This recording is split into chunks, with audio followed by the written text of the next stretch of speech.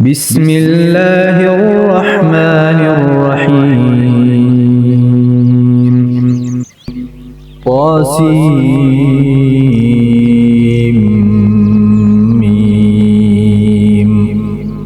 تلك آيات الكتاب المبين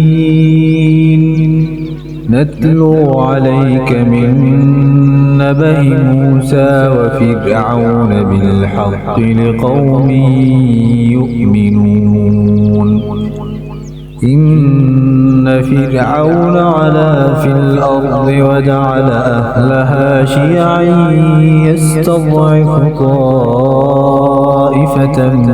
منهم يذبح أبناءهم ويستحيي نساءهم إنه كان من المفسدين ونريد أن نمن على الذين استضعفوا في الأرض ونجعلهم أئمة ونجعلهم الوارثين ونمكن لهم في الأرض ونري فرعون وهامان وجنودهما منهم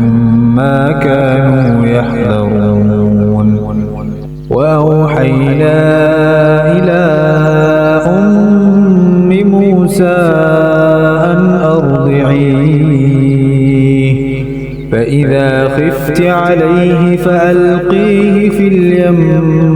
ولا تخافي ولا تحزني إنا رادوه إليك وجاعلوه من المرسلين فالتقطه آل فرعون ليكون لهم عدوا وحزنا إن فرعون وهامان وجنودهما كانوا خاطئين وقالت امرأة فرعون قرة عين لي ولك لا تقتلوه عسى أن ينفعنا أو نتخذه ولدا وهم لا يشعرون وأصبح فؤاد أم موسى فارغا إن كادت لتبدي به لولا أن ربطنا على قلبها لتكون من المؤمنين وقالت لأخته قصيه فبصرت به عن جنب وهم لا يشعرون وحرمنا عليه المراضع من قبل فقالت هل أدلكم على أهل بيت يكفلونه لكم وهم له ناصحون فرددناه إلى أمه كي تقر عينها ولا تحزن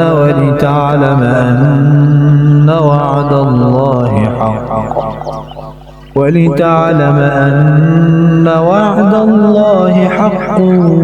ولكن أكثرهم لا يعلمون ولما بلغ أشده واستوى آتيناه حكما وعلما وكذلك نجزي المحسنين ودخل المدينة على حين غفلة من أهلها فوجد فيها رجلين يقتتلان هذا من شيعته وهذا من عدوه فاستغاثه الذي من شيعته على الذي من عدوه فوكزه موسى فقضى عليه قال هذا من عمل الشيطان إنه عدو مضل مبين قال رب إني ظلمت نفسي فاغفر لي فغفر له إنه هو الغفور الرحيم قال رب بما أنعمت علي فلن أكون ظهيرا للمجرمين فأصبح في المدينة خائفا يترقب فإذا الذي استنصره بالأمس يستصرخه قال له موسى إنك لغوي مبين فلما أن أراد أن يبطش بالذي هو عدو لهما قال يا موسى أتريد أن تقتلني كما قتلت نفسا بالأمس إن تريد إلا أن تكون جبارا في الأرض وما تريد أن تكون من المصلحين وجاء رجل من أقصى المدينة يسعى قال يا موسى إن الملأ يأتمرون بك ليقتلوك فاخرج إني لك من الناصحين فخرج منها خائفا يترقب قال رب نجني من القوم الظالمين ولما توجه تلقاء مدين قال عسى ربي أن يهديني سواء السبيل ولما ورد ماء مدين وجد عليه أمة من الناس يسقون ووجد من دونهم امرأتين تذودان قال ما خطبكما قالتا لا نسقي حتى يصدر الرعاء وأبونا شيخ كبير فسقى لهما ثم تولى إلى الظل فقال رب إني لما أنزلت إلي من خير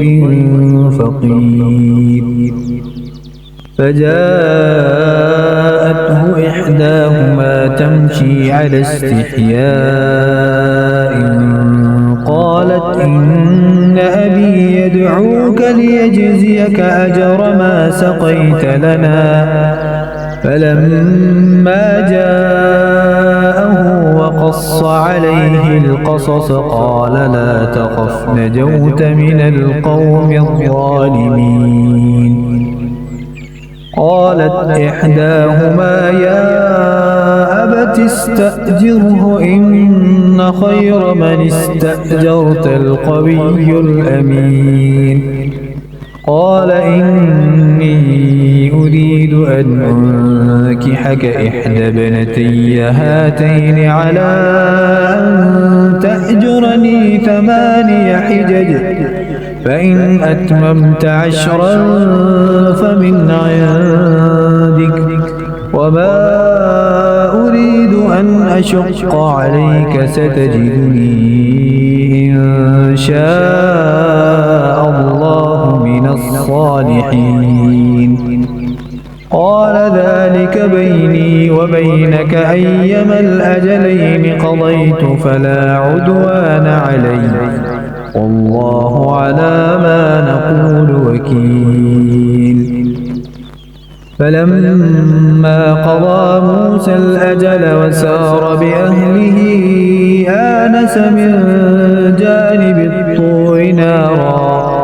قال لأهلهم كثوا إني آنست نارا لعلي آتيكم منها آتيكم منها بخبر أو جذوة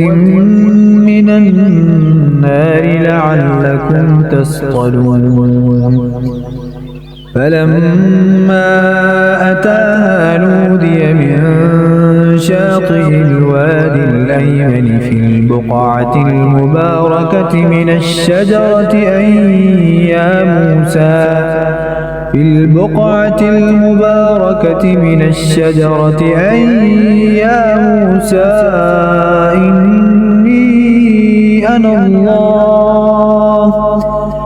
يا موسى إني أنا الله رب العالمين وأن ألق عصاك فلما رآها تهتز كأنها جان ولا مدبرا ولم يعقب يا موسى أقبل ولا تخف إنك من الآمنين أسلك يدك في جيبك تخرج بيضاء من غير سوء واضمم إليك جناحك من الرهب فذلك برهانان من ربك إلى فرعون وملئه إنهم كانوا قوما فاسقين قال رب إني قتلت منهم نفسا فأخاف أن يقتلون وأخي هارون هو أفصح مني لسانا فأرسله معي يرد أن يصدقني إني أخاف أن يكذبون قال سنشد عضدك بأخيك ونجعل لكما سلطانا فلا يصلون إليكما بآياتنا أنتما ومن اتبعكما الغالبون فلما جاءهم موسى بآياتنا بينات قالوا ما هذا إلا سحر مفترى وما سمعنا بهذا في آبائنا الأولين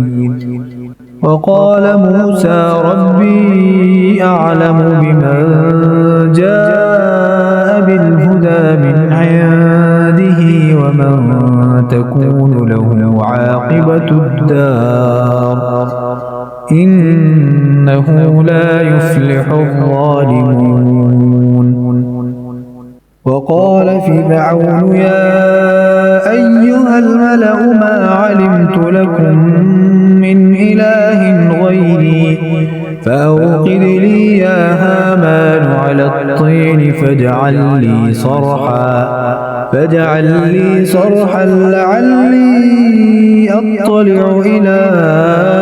إله موسى وإني لأظنه من الكاذبين واستكبر هو وجنوده في الأرض بغير الحق وظنوا أنهم إلينا لا يرجعون فأخذناه وجنوده فنبذناهم في اليم فانظر كيف كان عاقبة الظالمين وجعلناهم أئمة يدعون إلى النار ويوم القيامة لا ينصرون وأتبعناهم في هذه الدنيا لعنة ويوم القيامة هم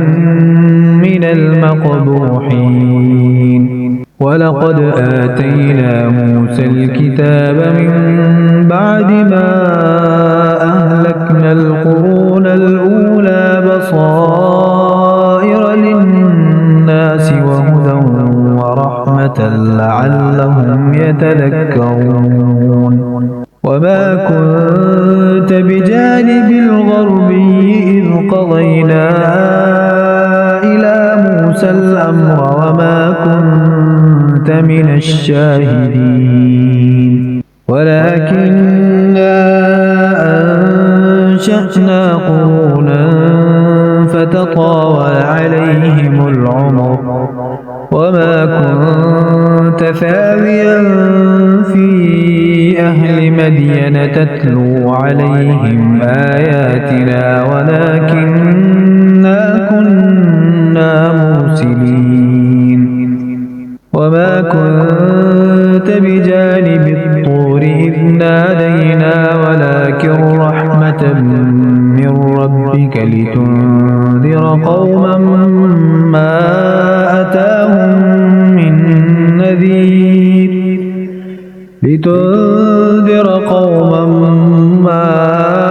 أتاهم من نذير من قبلك لعلهم يتذكرون ولولا أن تصيبهم مصيبة بما قدمت أيديهم فيقولوا ربنا لولا أرسلت إلينا رسولا فنتبع آياتك ونكون من المؤمنين فلما جاءهم الحق من عندنا قالوا لولا أوتي مثل ما أوتي موسى أولم يكفروا بما أوتي موسى من قبل قالوا سحران تظاهرا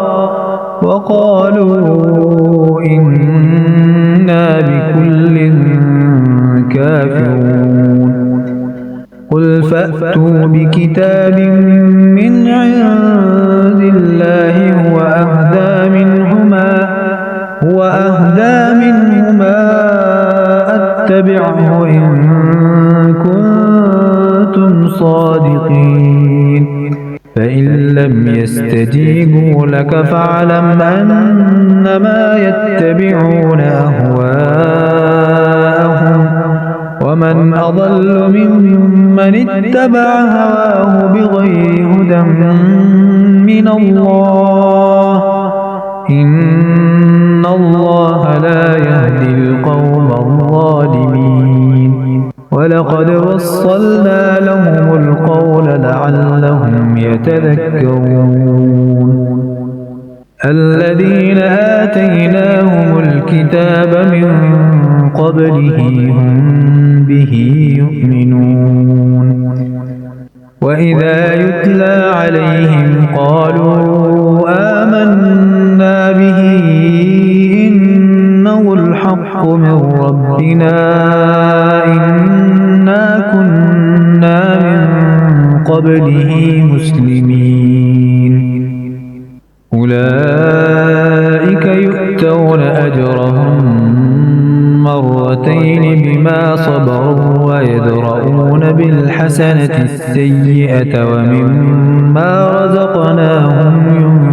ينفقون وإذا سمعوا اللغو أعرضوا عنه وقالوا لنا أعمالنا ولكم أعمالكم سلام عليكم لا نبتغي الجاهلين إنك لا تهدي من أحببت ولكن الله يهدي من يشاء وهو أعلم بالمهتدين وقالوا إن نتبع الهدى معك نتخطف من أرضنا أولم نمكن لهم حرما آمنا يجبى إليه ثمرات كل شيء رزقا من لدنا ولكن أكثرهم لا يعلمون وكم أهلكنا من قرية بطرت معيشتها فتلك مساكنهم لم تسكن من بعدهم إلا قليلا وكنا نحن الوارثين وما كان ربك مهلك القرى حتى يبعث في أمها رسولا يتلو عليهم آياتنا وما كنا مهلك القرى إلا وأهلها ظالمون وما أوتيتم من شيء فمتاع الحياة الدنيا وزينتها وما عند الله خير وأبقى أفلا تعقلون أفمن وعدناه وعدا حسنا فهو لاقيه كمن متعناه متاع الحياة الدنيا ثم هو يوم القيامة من المحضرين ويوم يناديهم فيقول أين شركائي الذين كنتم تزعمون قال الذين حق عليهم القول ربنا هؤلاء الذين أغويناهم كما غوينا تبرأنا إليك ما كانوا إيانا يعبدون وقيل ادعوا شركاءكم فدعوهم فلم يستجيبوا لهم ورأوا العذاب لو أنهم كانوا يهتدون ويوم يناديهم فيقول ماذا أجبتم المرسلين فعميت عليهم الأنباء يومئذ فهم لا يتساءلون فأما من تاب وآمن وعمل صالحا فعسى أن يكون من المفلحين وربك يخلق ما يشاء ويختار ما كان لهم الخيرة سبحان الله وتعالى عما يشركون وربك يعلم ما تكن صدورهم وما يعلنون وهو الله لا إله إلا هو له الحمد في الأولى والآخرة وله الحكم وإليه ترجعون قل أرأيتم إن جعل الله عليكم الليل سرمدا إلى يوم القيامة من إله غير الله يأتيكم بضياء أفلا تسمعون قل أرأيتم إن جعل الله عليكم النهار سرمدا إلى يوم القيامة من إله غير الله يأتيكم بليل تسكنون فيه أفلا تبصرون ومن رحمته جعل لكم الليل والنهار لتسكنوا فيه ولتبتغوا من فضله ولعلكم تشكرون ويوم يناديهم فيقول أين شركائي الذين كنتم تزعمون ونزعنا من كل أمة شهيدا فقلنا هاتوا برهانكم فعلموا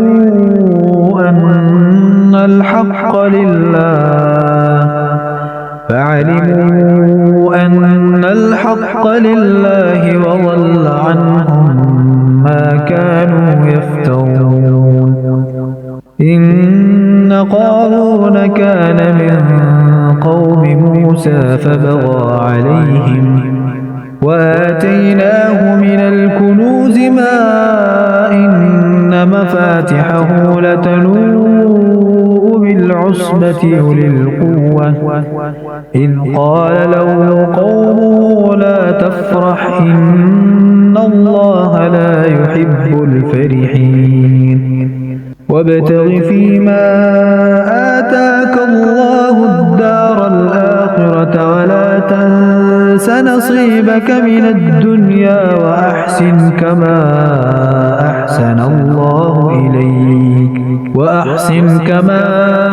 أحسن الله إليك ولا تبغ الفساد في الأرض إن الله لا يحب المفسدين قال إنما أوتيته على علم عندي أولم يعلم أن الله قد أهلك من قبله من القرون من هو أشد منه قوة وأكثر جمعا ولا يسأل عن ذنوبهم المجرمون فخرج على قومه في زينته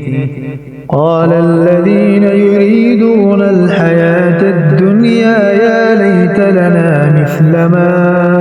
أوتي قارون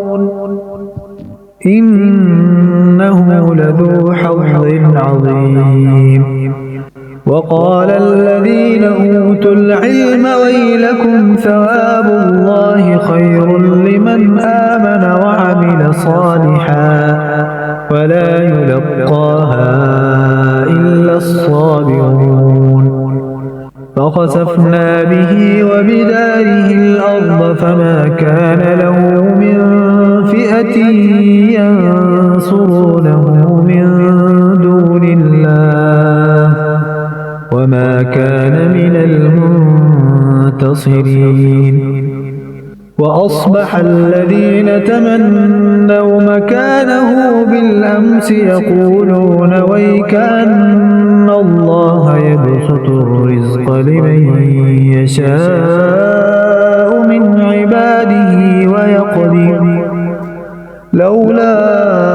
أمن الله علينا لخسف بنا ويكأنه لا يفلح الكافرون تلك الدار الآخرة نجعلها للذين لا يريدون علوا في الأرض ولا فسادا والعاقبة للمتقين من جاء بالحسنة فله خير منها ومن جاء بالسيئة فلا يجزى الذين عملوا السيئات إلا ما كانوا يعملون